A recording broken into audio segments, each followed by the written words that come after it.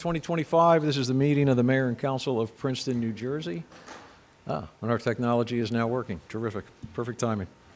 Okay, could we start with the meeting statement, please? Sure. Adequate notice of this meeting was provided in accordance with the requirements of the Open Public Meetings Act, including the time, date, and location of the meeting.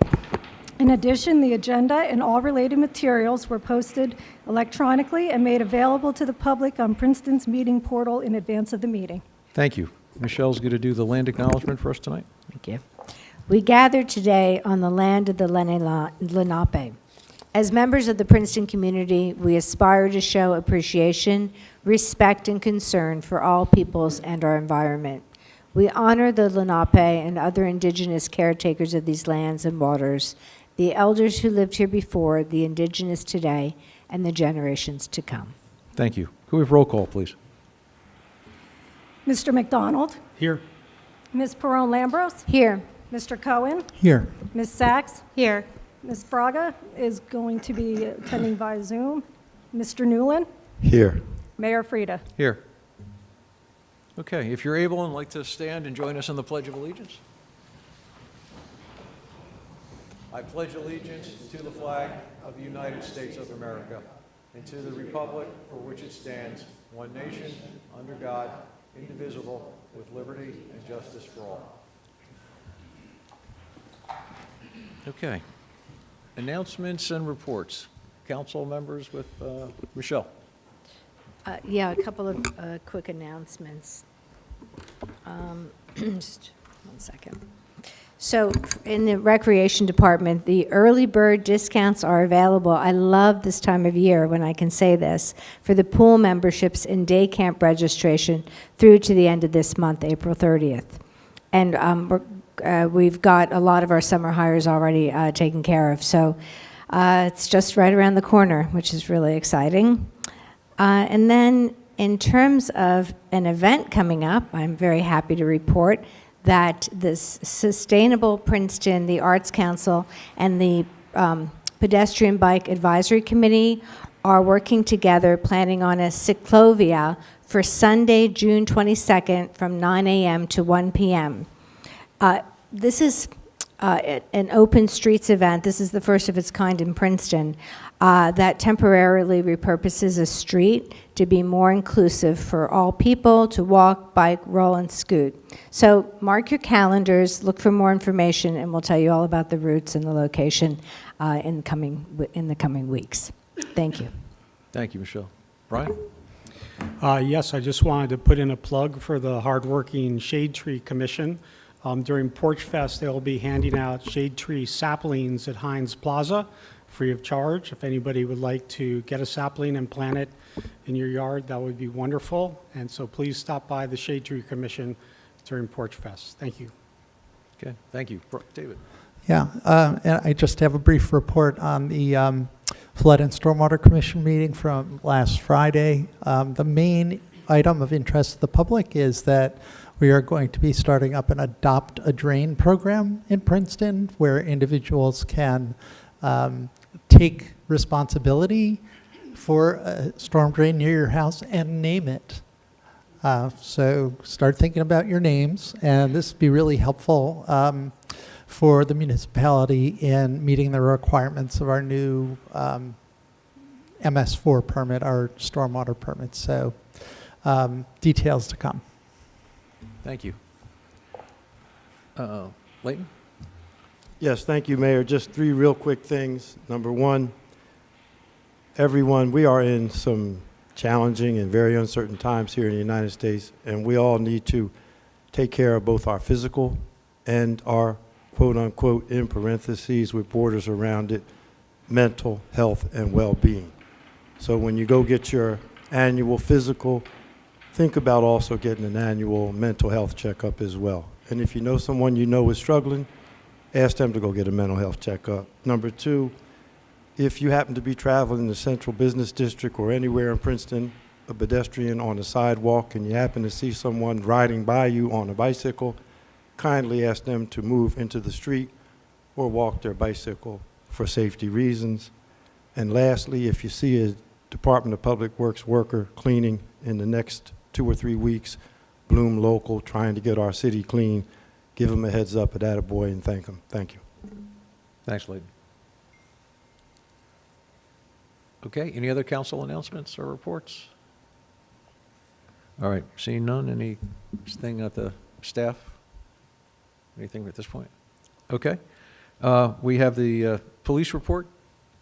There you go, Chief. Thank you, Mayor. I just wanted to point out in February, we hired 5 new police officers during February to fill vacancies from retirements. They're all in the Mercer County Police Academy. They're doing well. So that was kind of the highlight of February. And then I just wanted to kind of plug one thing, an event we have coming up, and to kind of go on Layton's point. On June 12th at 6 o'clock right here in this room, we have a group coming in to give a presentation about traffic laws and people-friendly driving. It goes over the laws for drivers, bicyclists, and pedestrians. It's a free event. It's posted on our social media. I encourage as many people as we can to sign up to promote more safe driving habits, both vehicles, pedestrians, and bicyclists. That's all I have. Thank you. Thank you, Chief. Any questions for the Chief? Okay. Next up, Salamander Brigade report. Hello, my name is Inga Reagan. I'm with the Friends of Herrontown Woods. I'm introducing to you today the Princeton Salamander Crossing Brigade. It's a group that I started 3 years ago under advisement with the Sauerlands, and that group has grown wonderfully. We have students now, and we have teachers, and we have university professors. We have 4 amazing advisors, and I would like to, we'll have a brief presentation for you with Bhavya and Karina here in front of you. I don't know if they want to turn and wave. They are Princeton High School students who will give you a short presentation of why this group is important for Princeton. Thanks. Thank you.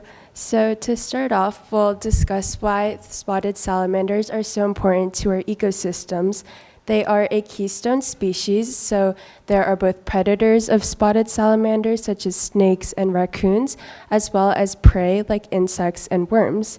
And if we think about the analogy of a keystone within a building, that's what is holding up the entire structure. And when you take that keystone out, it'll collapse the whole system, which will apply with ecosystems and the role that salamanders play in them.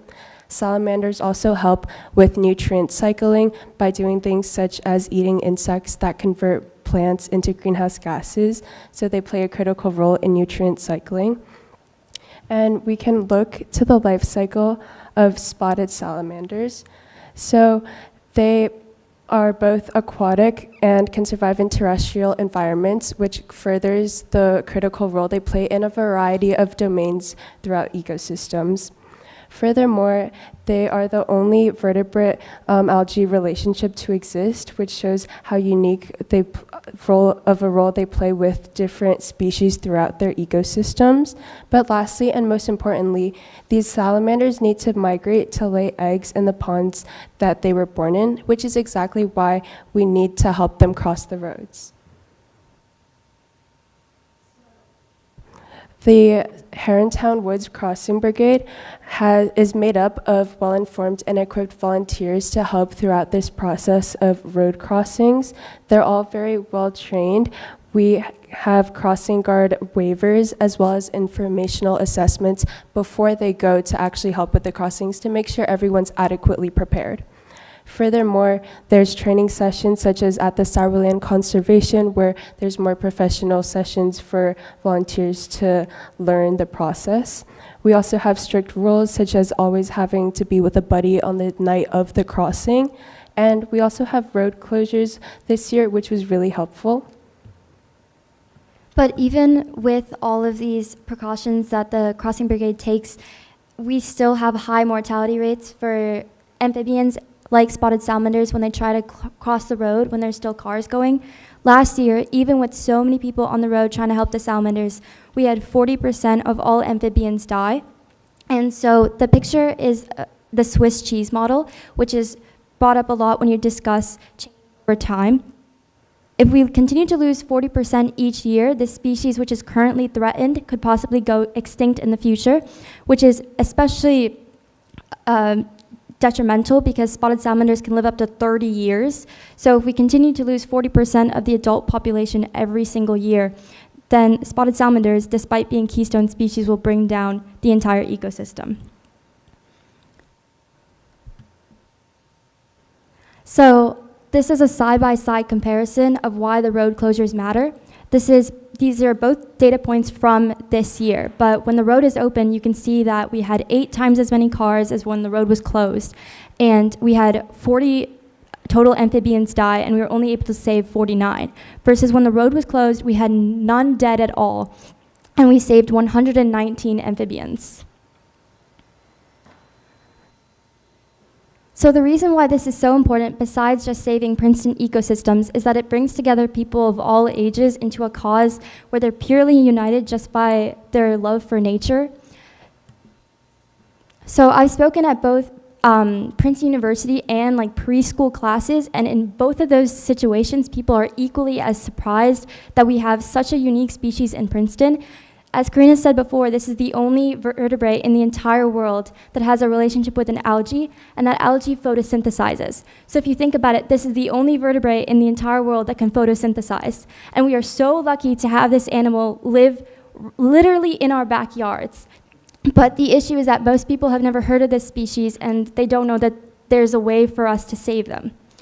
So we have some cards written by preschoolers through 3rd graders from Community Park, thanking the Crossing Brigade, thanking the council, and thanking police officers for helping us save these amphibians. Okay.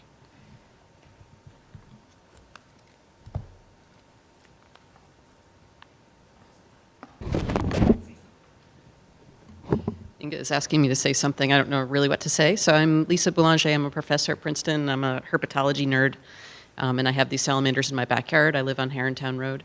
And so the crossings are mostly done for this year. So we're starting to gear up and get everybody trained up and ready for next year. So we will see you next year. We're looking forward to getting out there and saving some more of these unique animals. Thank you. Thank you very much.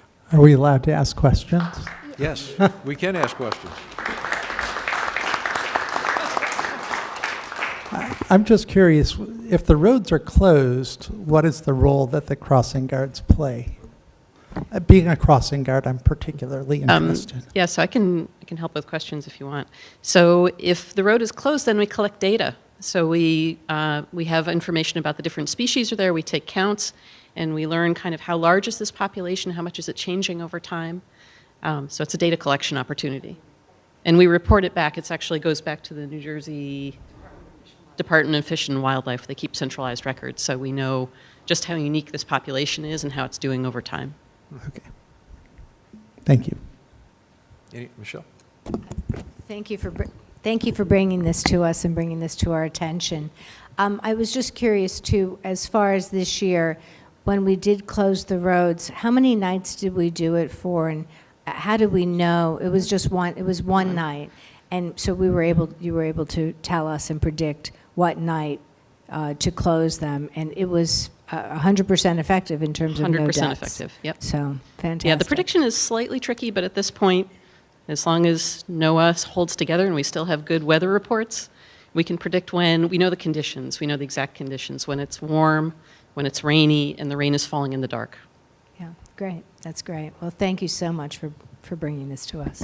I'd also like to add that in other towns, they have Boy Scout troops do the crossing and like volunteering. So even if we've completely closed down the road, it's still a great opportunity for people to go outside and actively engage with nature. I saw a bat for the first time while I was doing this, so that's pretty cool, something to check off a bucket list.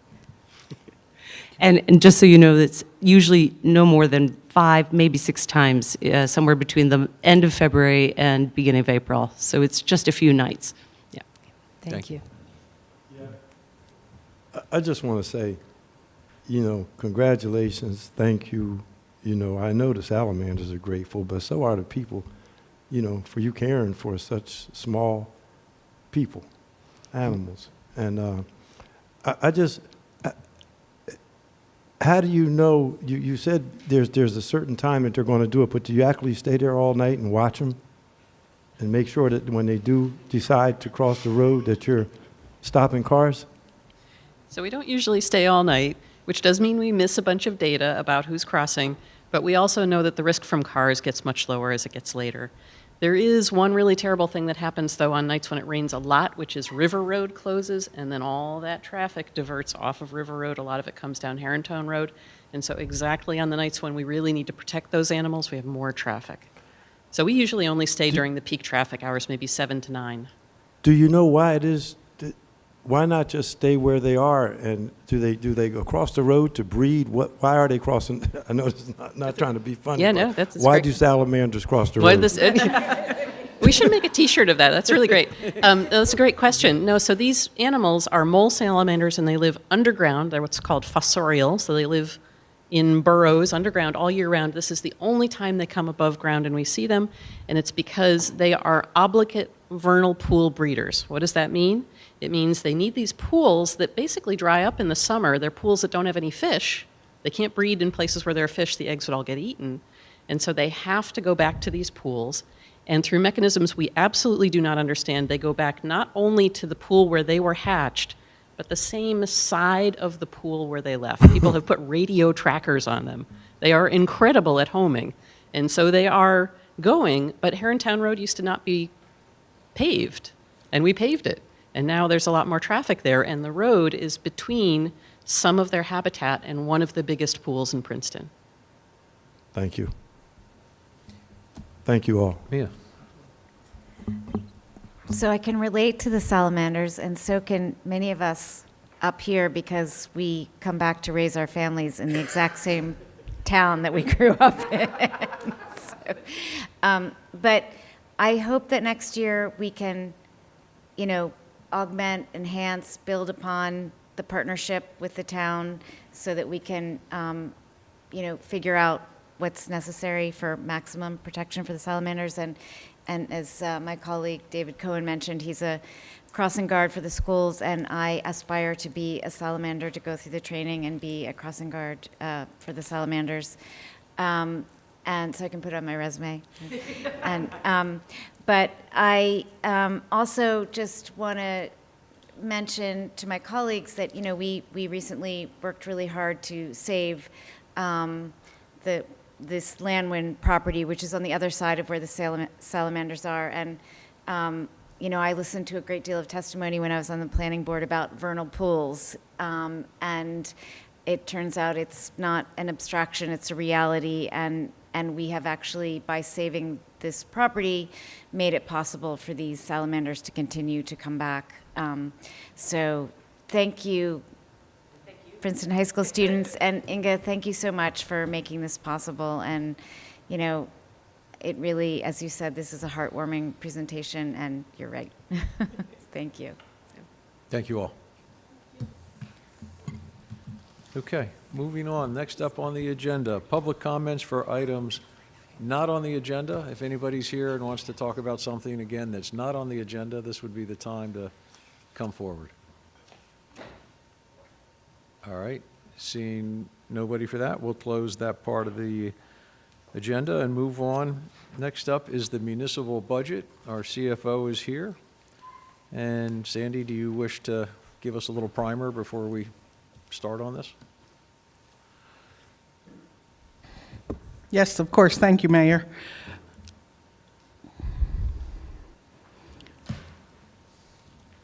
So we did introduce our budget back in March. I went through a similar presentation at that time, so I've scaled it down a little bit, but I still want to hit on some of the key items for this 2025 budget. So the budget overall is up about 3%. You can see on this slide the salary and wage, how that's gone up, and that's attributed to cost of living increases for both non-contractual and also our bargaining units. And other expenses are up, and I'll hit on a few things that have increased pretty significantly for this year. So the key question always comes is what are the taxes going up? So the municipal rate is going to go up slightly by 0.0124, which equates to $106 a year. And when we add the library tax on it, which is part of our municipal budget, it becomes $134 a year. So what drove this budget? We had a couple of revenues, about $500,000 from state aid that we had from the 2024 budget, in addition to a loss of revenue with one of the other grants or one of the other pilot amounts that we have. So what we did was we increased our use of surplus, we increased the use of our investment of what we made in our investment account from the prior year, and this also includes the university increase.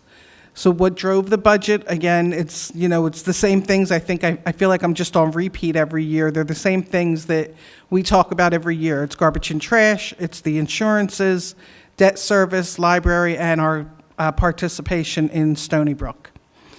But we did make some strides as we went through this budget process this year, which we have done the last couple of years.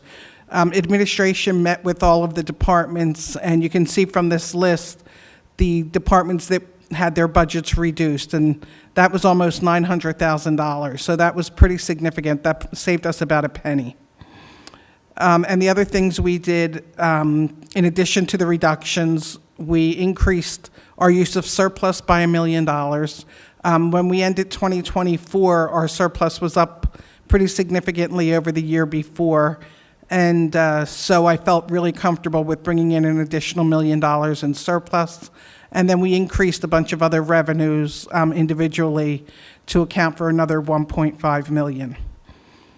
And these are the things that are the non-discretionary budget items. They're the things that we're obligated to cover. It's our liability insurance, our workman's comp, our group insurance, which is medical, dental, and prescription for not only our employees, but for retirees as well. Utilities, we have to pay to keep the lights on and the phones working. And of course, pensions goes up just about every year.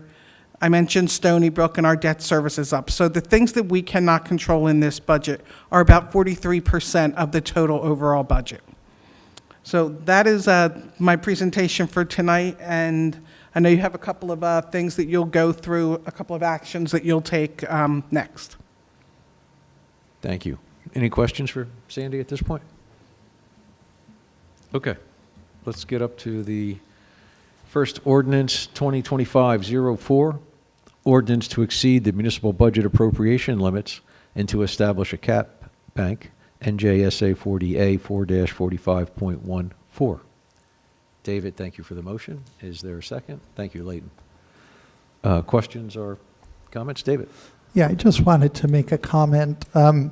This ordinance was reported on in Tap Into Princeton this morning as being required because we're exceeding the 2.5% cap that's established by the state. And that's actually not correct. While the overall tax increase is about 3%, or not tax increase, the budget increase is about 3%, as Sandy mentioned. A lot of those items are exempt from the cap, and so we're actually under the 2.5% cap. However, what this does, and we do it every year, is that it allows us to sort of bank in case of really bad circumstances in a coming year. We could go over the cap in the coming year because we've sort of saved some money, for a rainy day, so to speak. So I just wanted to clarify that for anybody who had read that article. Okay. Thank you. Other questions or comments on this? Anybody from the public with a question or comment on this? All right. Could we have a roll call vote, please? Mr. McDonald? Yes. Ms. Perron-Lambros? Yes. Mr. Cohen? Yes. Ms. Sachs? Yes. Ms. Fraga? Yes. And Mr. Nguyen? Okay. Thank you. All right, next up is Resolution 25-134, resolution of the Mayor and Council of Princeton to adopt the 2025 municipal budget. Is there such a motion? Thank you. Mia's got that. Brian's got the second. Questions or comments? Brian. Yes, I just wanted to thank Sandy for the very helpful, informative presentation and for all of the financial data that is included in the agenda packet. It's very transparent and thorough. Overall, I think that the budget is well constructed and especially appreciate the efforts to squeeze out almost $900,000 in reductions. I do have two concerns, which I've mentioned before. The first is the library budget. The library is one of our crown jewels, and we need to sustain its excellence. They did an admirable job of controlling costs during COVID and deserve praise for that. But this year will be the second 5% increase in a row, which exceeds the growth of the overall municipal budget and is about double the tax levy increase. I'm concerned that this is not sustainable and offer any help that I might provide to assist the library in working to manage the growth in expenses, which I know they already work very hard to do. I also hope that we can continue to support and encourage them in their efforts to raise revenue above and beyond the municipal allocation, which they already do very well. My second concern is the growth in debt service, which is budgeted to rise by $900,000. I know that we have strategically increased our investments in municipal infrastructure and that the acquisition of the Westminster Choir College property was a once-in-a-lifetime opportunity. But I also know that we need to be careful that our debt service does not rise at an unsustainable rate. Over the coming months, I would like us to take a hard look at our borrowing capacity and that the projects in the existing 6-year capital plan and ensure that they will not overburden our taxpayers and also that they are carefully prioritized to align with our town's values. Thank you again and for this presentation, and thanks to all the staff members who worked so very hard to assemble it. Yeah, Brian, thanks. I will mention that since as mayor I sit on the library board, I think like 2 or 3 meetings ago with that board, I mentioned when they were reviewing their budget before it came to us that the rate at which it was increasing, I pretty much made the same comments you just made to them. So I told the director, their CFO, and the chair of their board that we, the town, cannot continue to shoulder that kind of burden year after year, and that next year would be a very different, I assumed next year would be a very different story with Westminster coming on and other things happening, that they should not expect that kind of increase again. So our finance committee may want to start chatting with them sooner than later to help them prepare for that. But I think that'd be a good idea, because that has pretty much been a budget that is just, what's the request and you get it, and that's not healthy for us or for them, actually. So other comments or questions? Okay. Oh, I'm sorry. Oh, that was it. So the library increase was 5%, and can you give a comparative analysis of what the increase for other, can you put that in a comparative setting? Well, compared to the municipal budget was a 3% increase. So, it was 70% greater increase than the municipal budget. And what about the schools this year? The schools would be limited to 2% unless they have I think they have a little bank cap, which they may be taking, but they will pass their budget later this month. But they're almost always under 3%, and sometimes at exactly 2%. Yeah, and I think if we look at our own departments, when we met with our own departments for the operating budget, Sandy's going to know better than I do as far as what the percents were, but for a number of departments, they were flat. For some departments, they actually got less than they got last year. So I think we were pretty darn aggressive with our own departments. So to see, and I don't mean to pick on the library, because that's a great, it's a great institution in town, and it obviously takes money to make it that great. But, if you can't afford to live here, having all those great services is kind of meaningless. Because if you have to leave the town because you can't pay the taxes, at some point, you got to be realistic about everything. But I would say comparing that 5% to our own departments, that far outweighs what we did internally. So when you were at the meeting that you just described, recently. Was there a plan to address that? Because I know that Michelle had, had those discussions with the library a number of years ago. Well, there's a different cast of characters at this point. So I think they were receptive to the concerns, and I think they will be not surprised and be more than happy to enter into some discussions with our finance committee on how to prepare for next year. That was my That was your takeaway. perspective of what their reaction. Okay, great. Well, that was a good discussion, actually. Thank you. Other questions or comments? Okay. That's a roll call vote also. Mr. McDonald? Yes. Ms. Perron-Lambros? Yes. Mr. Cohen? Yes. Ms. Fraga? I'm sorry, Ms. Sachs. I'm sorry. Yes. Ms. Fraga? Yes. Mr. Newland? Yes. Okay, next up, we have public hearing on two ordinances. Ordinance 2025-08, an ordinance by the municipality of Princeton concerning fees for zoning permits and amending Chapter 2 of the Code of the Borough of Princeton, New Jersey, 1974, and Chapter 10B of the Code of the Township of Princeton, New Jersey, 1968. Would someone like to move that? Thank you, Brian. David's got the second. Questions or comments from the council members? David? I just wanted to comment that I think this is a really good change, kind of overdue. Essentially, in a nutshell, the zoning permit fees used to be flat fee, no matter the size of the project. And what they've done is they've tried to make them a little bit more scalable so that it relates to the amount of work that is required to actually process the permit. So that's what this change is. Thanks for explaining that. Other questions or comments? Okay. Anyone from the public want to comment on this one? All right, we'll close the public hearing, and can we have a roll call vote, please? Mr. McDonald? Yes. Ms. Perron-Lambros? Yes. Mr. Cohen? Yes. Ms. Sachs? Yes. Ms. Fraga? Yes. Mr. Newland? Yes. Okay, next up is ordinance 2025-09, an ordinance by the municipality of Princeton regulating speed limits on certain streets and amending Chapter 11 of the Code of the Township of Princeton, New Jersey, 1968. Would someone like to move that? Thank you, David. Brian's got the second. Council questions or comments? So we're doing what? We're doing Mount Lucas Road, 206, Cherry Hill. Okay. Yes, Brian. I just wanted to note that I'm often on Cherry Hill and strongly support this change, and hope that as time passes, we can look at other streets and wonder if we can reduce the speed limits in other areas of town as well. Yep. Other comments or questions?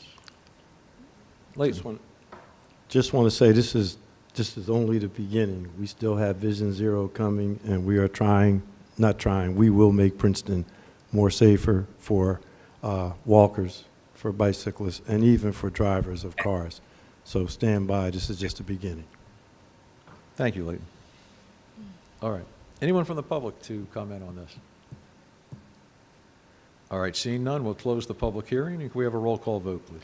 Mr. McDonald? Yes. Ms. Perron-Lambros? Yes. Mr. Cohen? Yes. Ms. Sachs? Yes. Ms. Fraga? Yes. Mr. Newland? Yes. Okay, thank you. Now, one of the high points of tonight's meeting, the very first resolution, 25-135, resolution of the mayor and council of Princeton appointing Dawn M. Mount as the municipal clerk. Leighton's got his hand up to move it. Michelle's got the second. Any questions or comments by the council members? Mia? We are so thrilled and so excited, Dawn.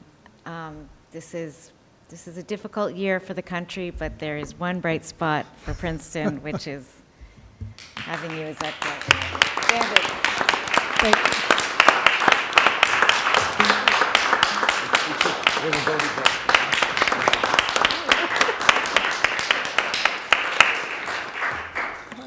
Thank you.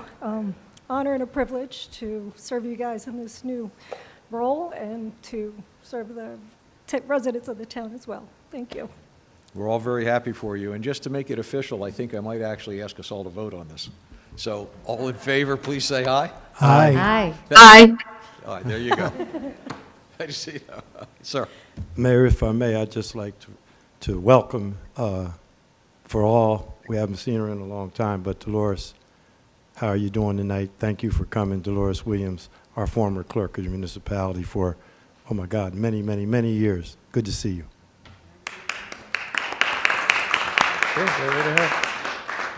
I just want to say that I am very pleased that you saw fit to choose a clerk that I am so proud to call my friend, my daughter.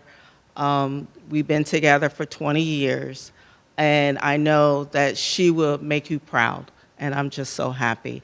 And her husband and her children are here to also give support for Dawn. So thank you. And Yep. Yeah.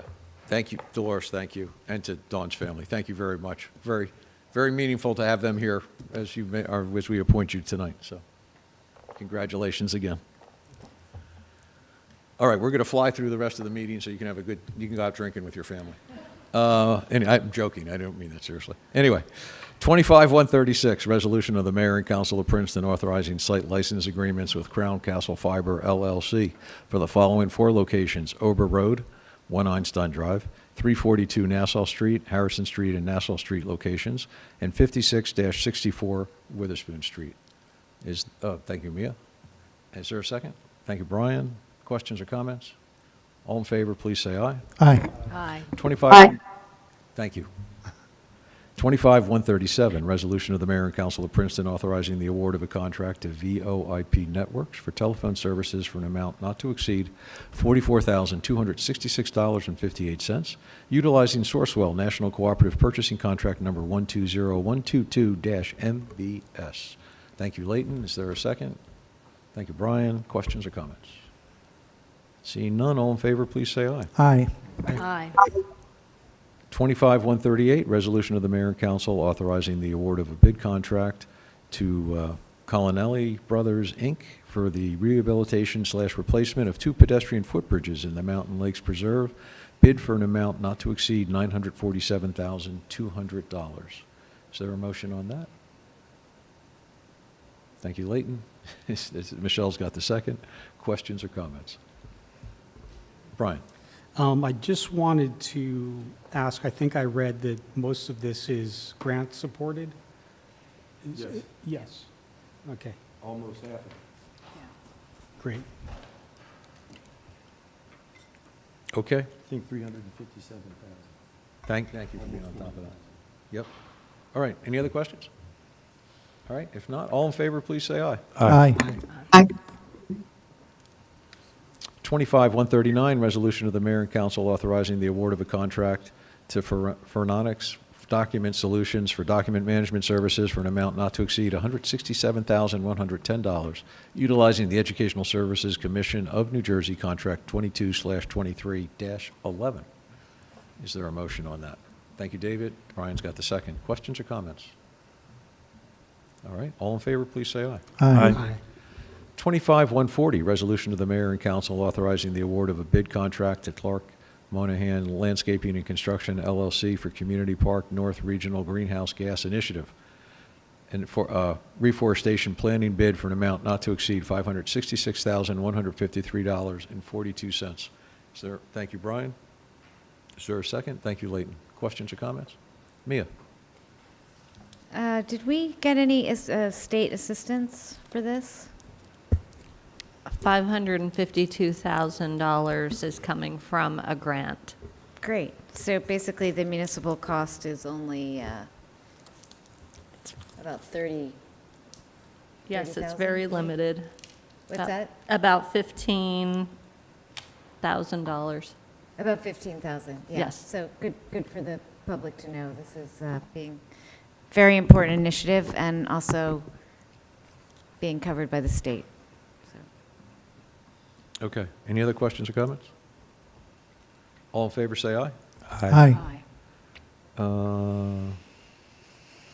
Okay, sorry, I got lost as to which one I was doing. 25-140, resolution of the mayor and council authorizing, No. I just did that one, sorry. I couldn't follow my check marks. 25-141, resolution of the mayor and council authorizing the award of a bid contract to Clark Moynihan Landscaping and Construction LLC for 2025 spring tree planting for an amount not to exceed $57,322. Layton's got the motion, Mia's got the second. Questions or comments? All in favor, please say aye. Aye.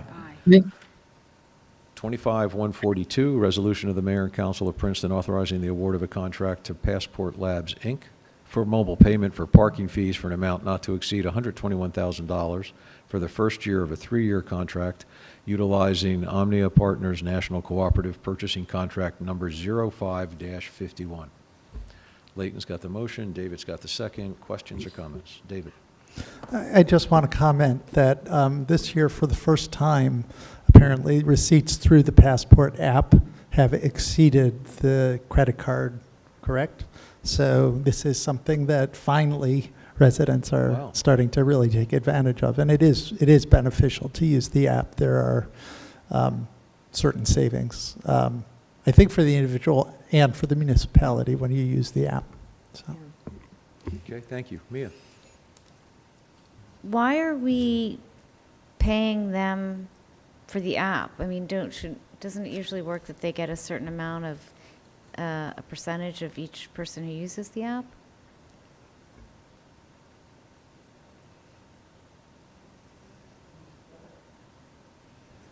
So we do pay a transaction fee as well as a gateway fee. That's how our contract has worked with them since we started it. And the price for this year hasn't changed from what they've charged us in the past. So they're charging us this amount to make it possible for our residents to use it. So we're underwriting the ability of our residents to use this because it's the ease of access. But if you think about it, for credit cards, the merchant, which is us, also pays a fee, right? The end user doesn't pay the fee. So I think this is really parallel to credit card processing and perhaps a little bit less expensive for us. Yeah, and I was just going to add that we average about $130,000 a month that we collect for the Passport app. So it's significantly more than what we're collecting versus what we're paying for the app. Thank you. Other questions or comments? All in favor, please say aye. Aye. Aye. 25-143, resolution of the mayor and council of Princeton authorizing an increase of $10,500 to the not-to-exceed amount for the professional services agreement with PS&S LLC for professional engineering services in connection with the Terhune Road Pedestrian Improvements Project for a new not-to-exceed amount of $153,500. Is there a motion on? Thank you, Layton. Is there a second? Thank you, David. Questions or comments? I see none. All in favor, please say aye. Aye. 25-144, a resolution of the mayor and council of Princeton authorizing the award of a professional services agreement to Muller and how do you say that, Bailey? Bailey, sorry, PC, to provide legal services in connection with the review of development applications to be paid exclusively by escrow funds for an amount not to exceed $125,000. Is there a motion on that? Thank you, Mia. Is there a second? Thank you, Layton. Questions or comments? David? Yeah, I'm just confused that there's an expenditure for services that are to be paid exclusively by escrow funds. So I don't know if somebody can explain why we're paying if escrow funds are going to pay them. Yeah, the money is coming actually from the application that we collect for the escrow review. So this is a contract that doesn't cost us any money. It's paid for by the applicant. Got it. Okay. Good question. Other questions or comments? All in favor, please say aye. Aye. 25-145, 25-145, resolution of the mayor and council of Princeton authorizing an increase of $30,000 to the not-to-exceed amount for the professional services agreement with Greenbaum, Rose, Smith, and Davis LLP for legal services as special redevelopment counsel to Princeton for a new not-to-exceed amount of $205,000. Michelle's got the motion, Mia's got the second. Questions or comments? All right, seeing none, all in favor, please say aye. Aye. 25-146, resolution of the mayor and council of Princeton authorizing change order number 3 to the contract with Eastern Surplus and Equipment Company for the purchasing of one high water rescue truck for a decrease of $9,060, resulting in a new contract total of $257,313 and a final delivery date on or before April 21st, 2025, and authorizing payment to be issued upon delivery and final acceptance of the truck. Is there, Michelle's got the motion, thank you. Is there a second? David's got the second. Questions or comments? Mia?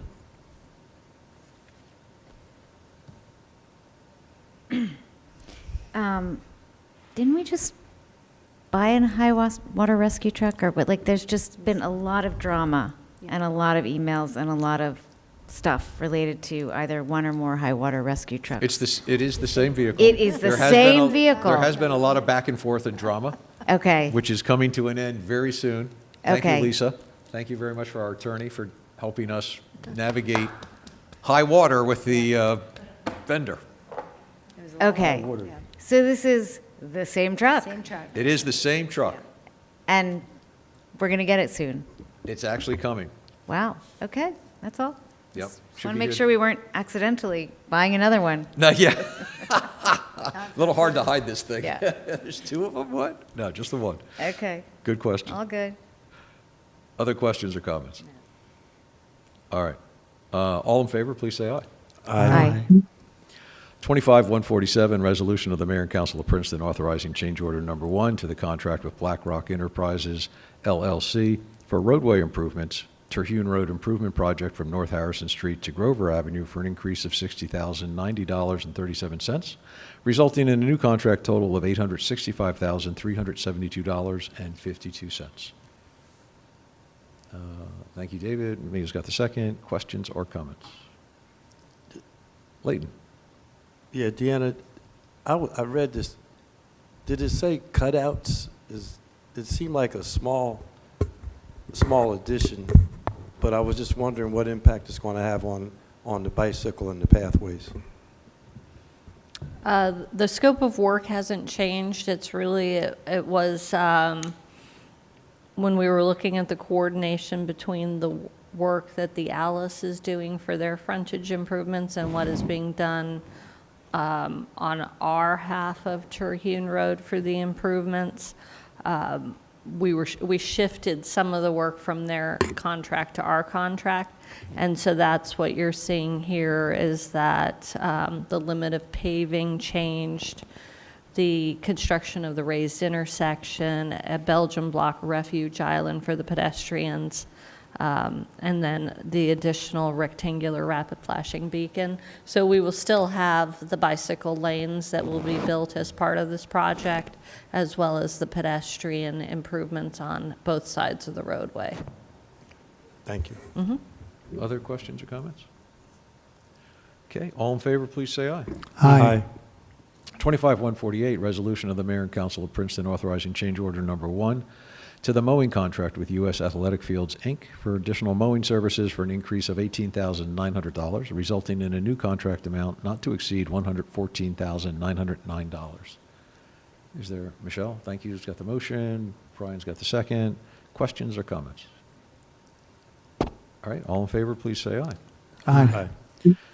25-149, resolution of the mayor and council of Princeton authorizing change order number 1 to the turf management services contract with U.S. Athletic Fields, Inc. for an additional treatments for an increase of $1,455.61, resulting in a new amount not to exceed $21,386.27.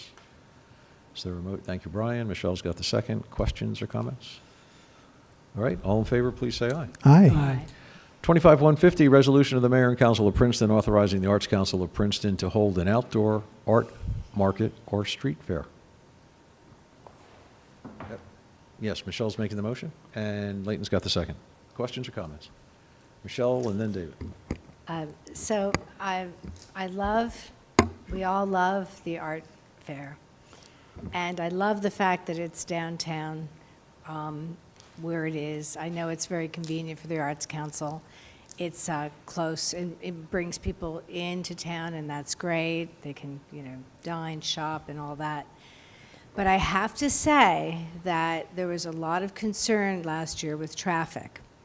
And I'm looking at Adam, and we've spoken about this.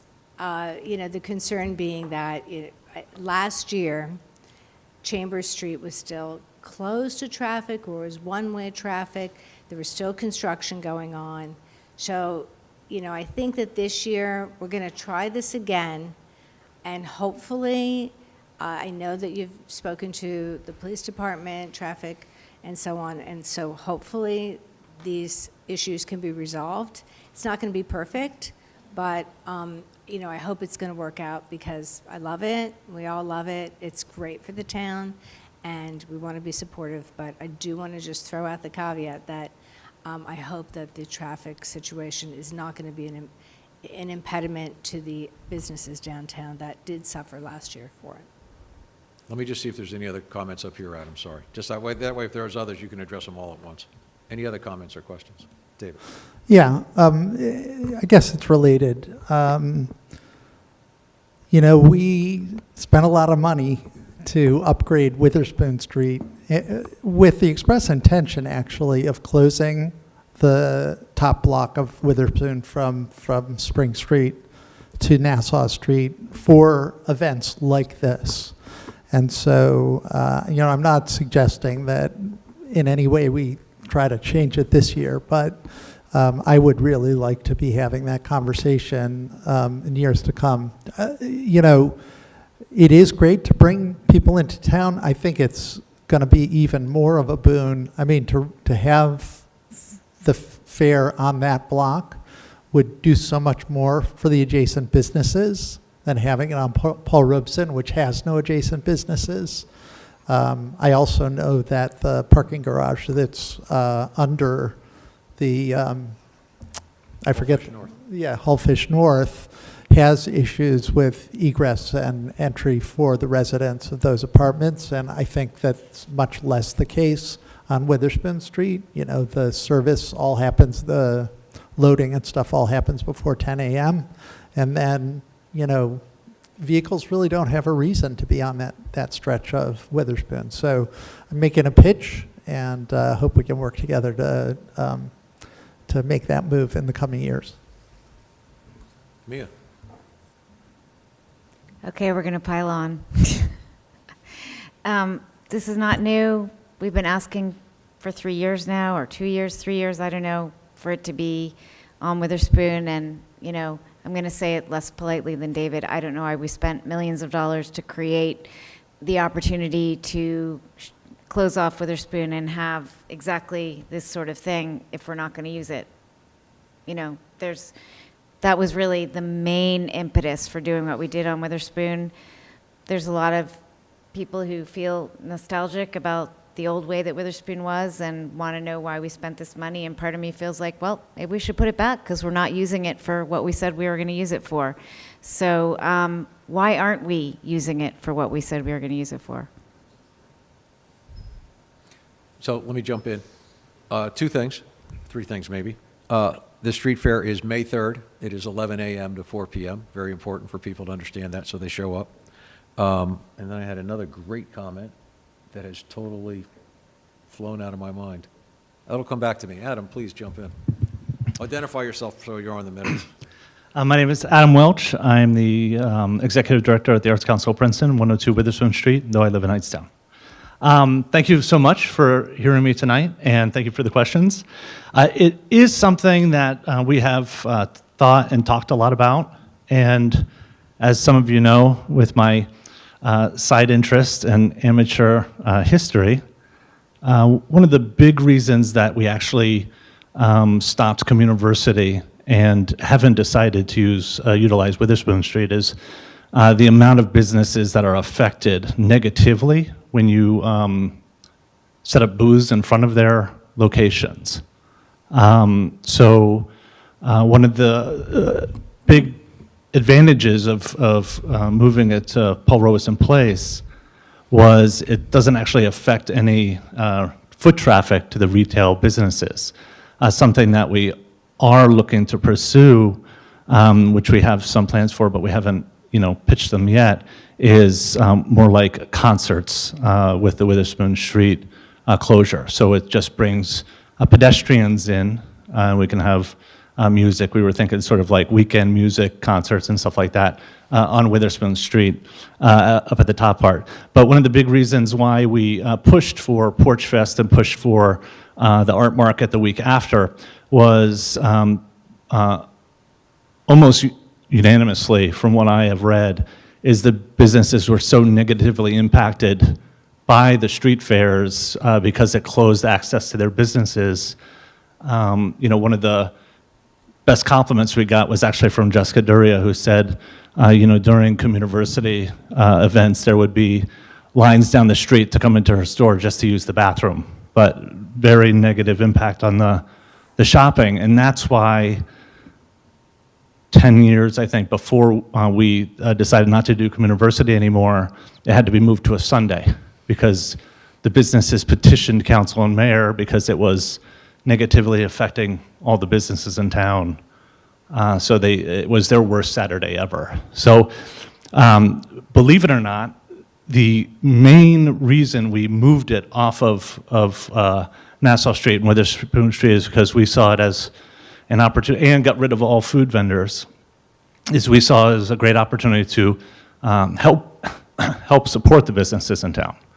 And particularly during COVID, when we made this shift, is we wanted all the traffic that came to town to not buy from our food vendors, which is where we made most of our money, but to shop in town. So believe it or not, the decision was made to be sort of a pro-business decision to move it off of Nassau Street and Witherspoon Street.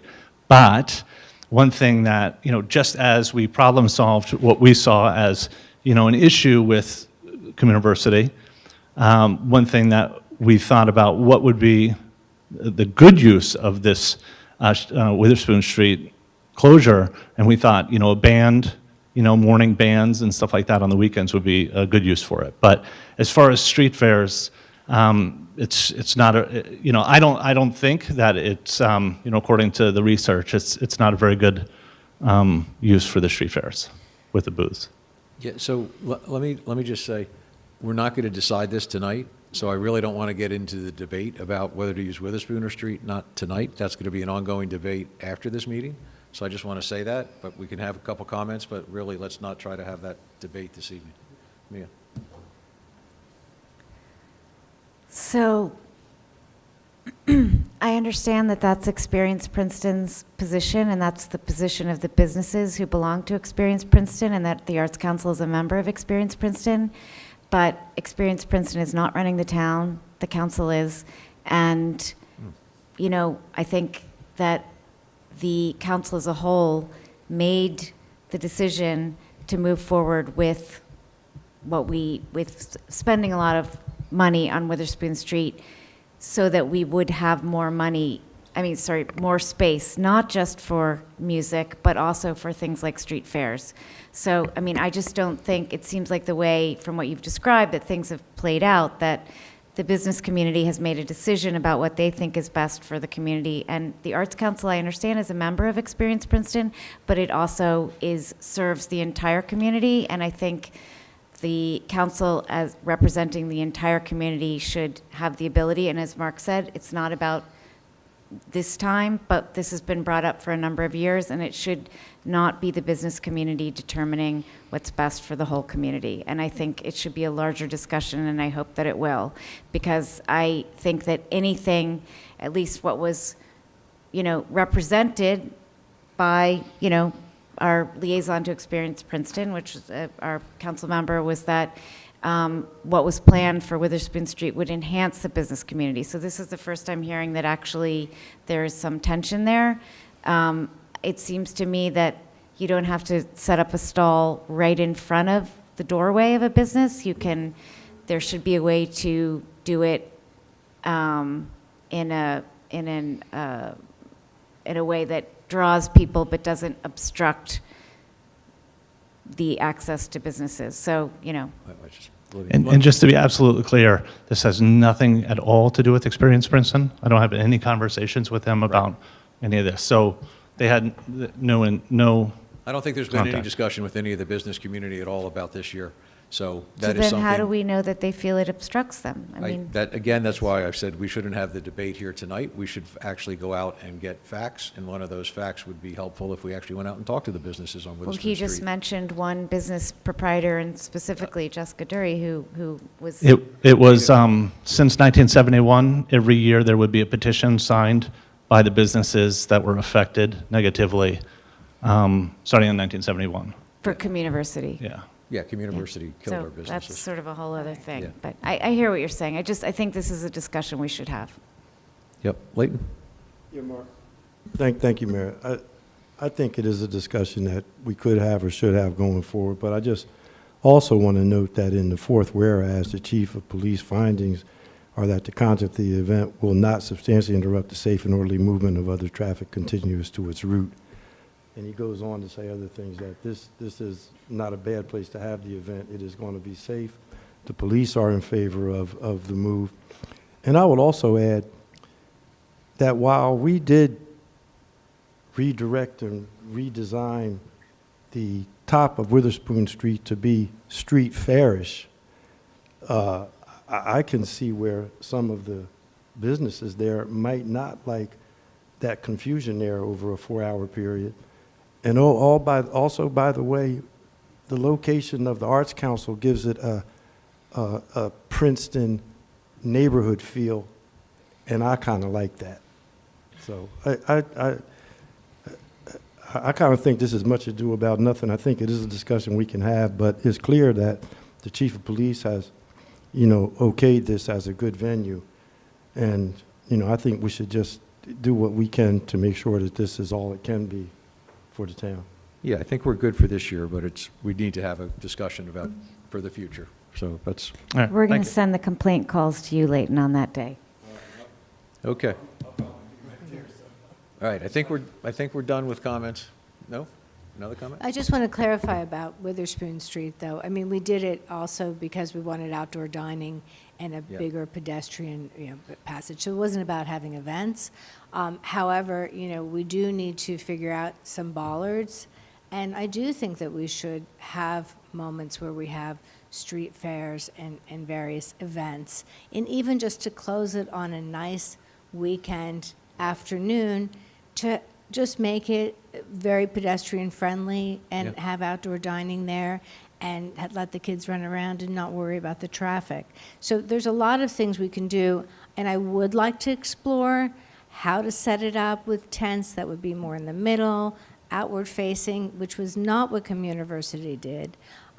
So, let's continue the conversation. I think we talked about the fact that last year the traffic was an issue. We have now resolved that, so we'll see how it goes. But I think for this or for others, we need to continue the conversation about Witherspoon Street, because it is a really good opportunity for the town. So that's it. Yeah, we should All find the right and I'm event, not force an event on it, but, done. Right. okay. Thank you, Adam. Let's take a vote. All in favor, please say aye. Aye. Aye. That's everybody. Next up is the consent agenda. There are 8 items on the consent agenda. If no one feels the need to pull one off the consent agenda, one of those items, somebody could move the consent agenda in block. Michelle, in block, everything? In block. Thank you very much. Is there a second on the consent agenda? Thank you, Leighton. All in favor, please say aye. Aye. Aye.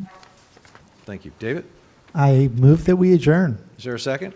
Thank you, Brian. All in favor, say aye. Aye. We are done. Thank you all for being here tonight. Have a great night. Thanks for coming, Leah Khan. Here you go, Dawn. Da-da-da-da-da-da. Dawn.